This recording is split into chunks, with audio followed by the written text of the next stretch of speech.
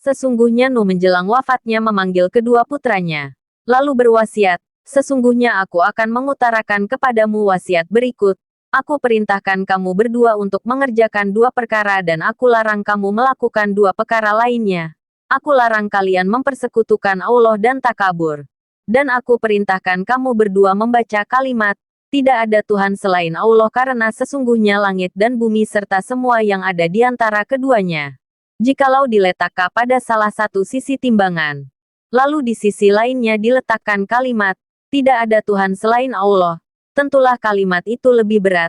Dan seandainya langit dan bumi keduanya dijadikan satu lalu diletakkan padanya kalimat tiada Tuhan selain Allah, niscaya kalimat itu akan memotongnya atau membuatnya terbelah. Dan aku perintahkan kamu berdua untuk membaca Maha Suci Allah dan dengan memuji kepadanya.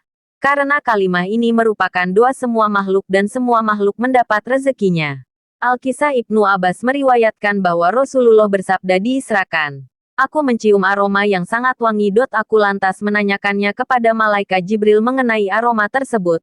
Jibril menjawab, ini wangi Masyitoh dan anak-anaknya. Suatu ketika ia menjalankan tugasnya yakni menyisir rambut anak Fir'aun.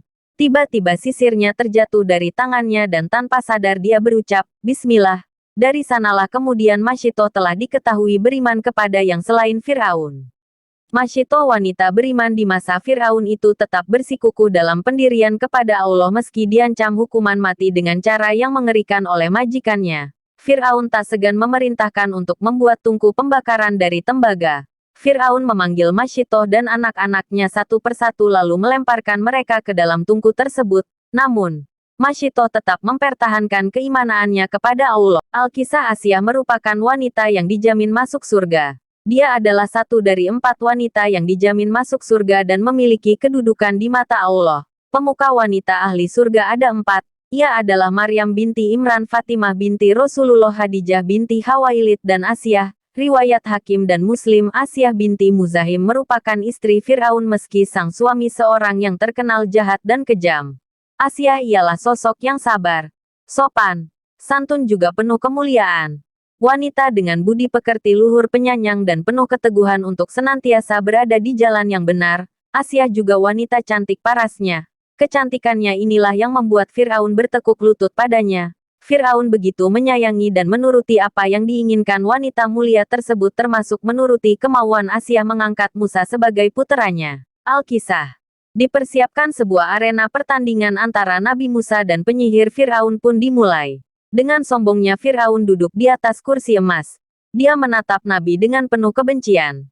Para penyihir telah menunjukkan aksinya di hadapan Nabi. Hai Musa, orang yang mengaku suci utusan Tuhan. Bagaimana dengan dirimu?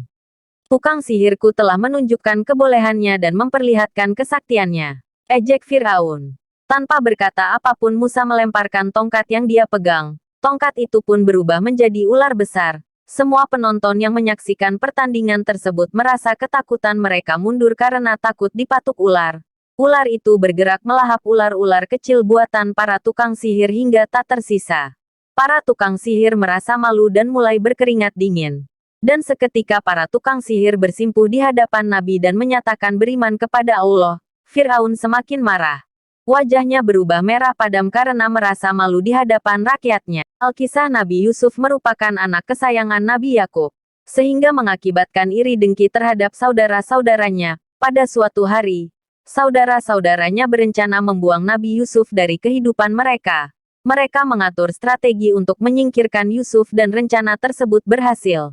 Nabi Yusuf terjebak pada sebuah sumur. Jebakan tersebut berasal dari saudara-saudaranya yang iri dengki terhadapnya.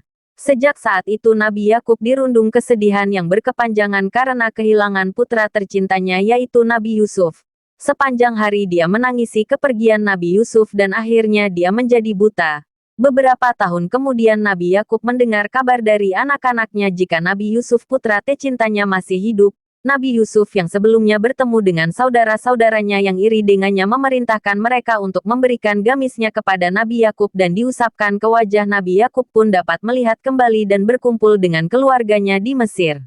Al-Kisah dalam perjalanan Isra Mi'raj, Rasulullah menyaksikan sekelompok kaum yang sedang dipotong-potong dari bagian tubuh mereka. Kemudian daging mereka dijejalkan untuk dimakannya.